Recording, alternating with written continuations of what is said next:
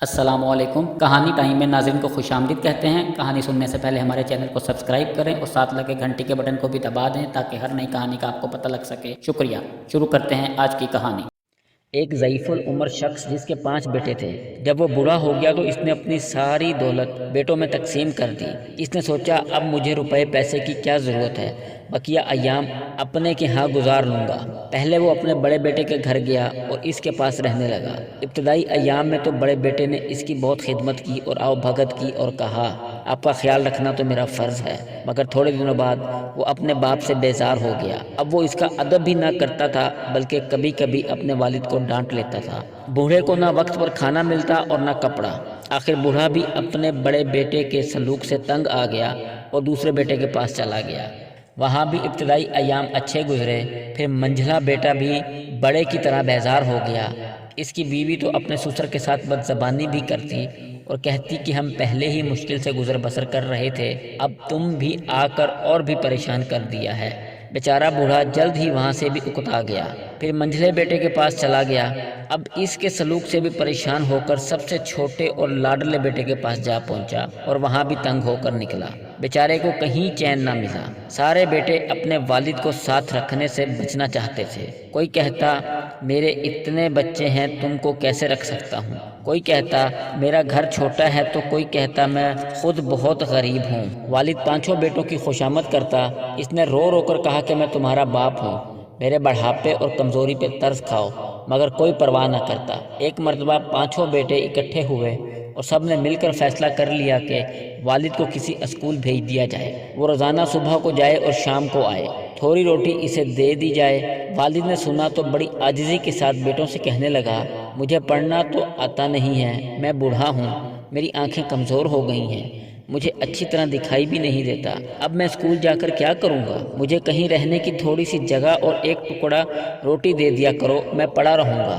مگر ظالم بیٹوں نے والد کی ایک نہ سنی اور گاؤں سے دور ایک اسکول میں زبردستی بھیج دیا۔ والد روتا ہوا چلا جا رہا تھا کہ راستے میں ایک ضعیف العمر مگر امیر آدمی کا گھوڑا وہاں سے گزرا تو گھوڑا سے اتر کر پوچھا کہ کہاں جا رہے ہو؟ اسکول جا رہا ہوں، ضعیف العمر اور مظلوم والد نے جواب دیا۔ امیر آدمی نے حیرت سے کہا بڑے میاں اس عمر میں اسکول جاؤ گے؟ یہ تو تمہارے گھر میں آرام سے بیٹھنے کے دن ہیں۔ مظلوم والد نے اپنی پوری کہانی سنائی تو امیر آدمی نے کہا بڑے میاں اسکول جانے کا خیال تو بیکار ہے، مگر تم غم نہ کھاؤ، میں تمہاری مدد کروں گا۔ یہ کہہ کر اس نے اپنی جیب سے ایک تھیلی نکالی اور اس میں کوئی چیز بھر دی، پھر تھیلی کو ایک لکڑی کے صندوق میں رکھ کر صندوق کو اچھی طرح بند کر دیا۔ صندوق ضعیف العمر والد کو دیتے ہوئے اس کے کان میں کچھ کہا۔ ضعیف العمر والد صندوق لے کر خوشی خوشی گاؤں واپس پہنچا۔ بیٹوں نے جو دیکھا کہ والد ایک صندوق بغل میں دبائے چلا آ رہا ہے تو سمجھ گئے کہ اس میں ضرور کچھ دولت ہے۔ انہوں نے اپنے والد سے یہ نہ پوچھا کہ تم اسکول کیوں نہیں گئے، بلکہ سب خاطر تواضع میں لگ گئے، ہر ایک اسے اپنے گھر چلنے کو کہتا۔ پھر انہوں نے والد کو خوب کھانا کھلایا۔ کھانے پینے کے بعد بوڑھے نے کہا میرے بچوں، اپنی جوانی میں نے کچھ دولت جمع کر کے جنگل میں دفن کر دی تھی، مجھے اس کا خیال بھی نہیں رہا۔ آج جو ادھر سے گزر ہوا تو یاد آیا، زمین کھودی تو صندوق جوں کا توں تھا، اب یہ میری زندگی تک یوں ہی بند رہے گا، میرے مرنے کے بعد اسے کھولنا اور تم میں سے جو میری زیادہ خدمت کرے گا اور بڑھاپے میں آرام دے گا، اس دولت کا زیادہ حصہ اسی کو ہی ملے گا۔ یہ سن کر 5 بیٹے آپس میں لڑنے لگے کہ ابا کو میں اپنے پاس رکھوں گا۔ اب بوڑھا جس بیٹے کے پاس بھی جاتا اس کی خوب آؤ بھگت ہوتی، سب اس کے کھانے کپڑے اور آرام کا خیال رکھتے۔ اسی طرح بوڑھے کی زندگی مزے میں گزرنے لگی۔ بہت دنوں تک آرام سے زندگی گزارنے کے بعد بوڑھا مر گیا۔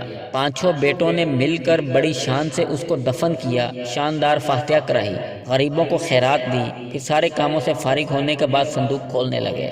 مگر صندوق کھولنے سے پہلے ہی 5 بھائیوں میں بحث و مباحثہ ہونے لگا۔ ہر ایک کہتا کہ میں نے ابا کی زیادہ خدمت کی ہے، اس لیے بڑا حصہ مجھے ملنا چاہیے۔ آخر میں یہ طے پایا کہ چاروں میں برابر تقسیم کر لیں گے۔